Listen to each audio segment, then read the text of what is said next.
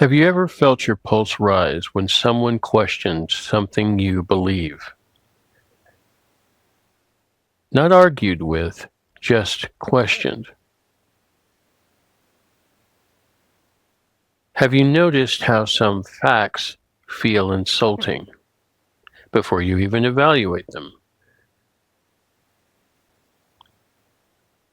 That reaction isn't random.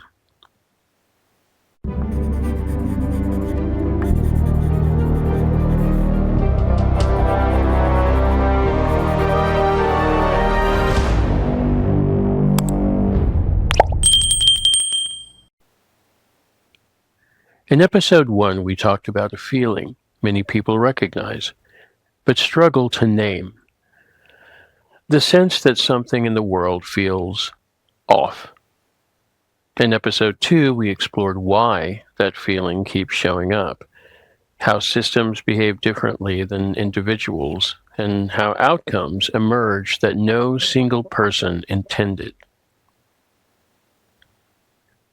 Tonight we go one layer deeper, because something else is happening now, not just around us, but inside us. Something that changes how we think, how we listen, how we react.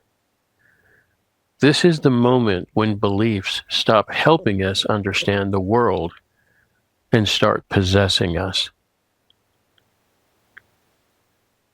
Ideological possession doesn't begin with hatred. It begins with belonging. It starts when thinking becomes performative instead of exploratory. When the goal quietly shifts from understanding to signaling. You're no longer asking, is this true? You're asking, is this safe to say? And that's the tell. Disagreement stops feeling like a difference of opinion and starts feeling like a personal attack. Moral certainty replaces curiosity. There are signs this process has started, and they're surprisingly ordinary. You feel a surge of emotion before you've evaluated an argument. You instinctively defend your side, even when you're unsure. You hesitate to voice doubts around people you mostly agree with. You begin borrowing language instead of forming your own. And slowly, silence starts to feel safer than honesty. That doesn't mean someone is stupid. In fact, it often happens to intelligent people first, because intelligence is very good at rationalizing what identity has already decided. Group belonging overrides independent thought. Every ideological system has a line you're not allowed to cross. At first, it's subtle. You notice people stop asking certain questions. Then you notice who gets rewarded and who quietly disappears. Careers stalled, reputations sour, doors close. Not because someone was wrong, but because they were out of alignment. This is the moment silence becomes adaptive. It happens in politics, in corporations, in media, in religion, and sometimes even inside families. The structure is always the same. Quick question. Have you felt that? Just yes, no in the comments is fine. The most dangerous ideologies don't rely on hatred.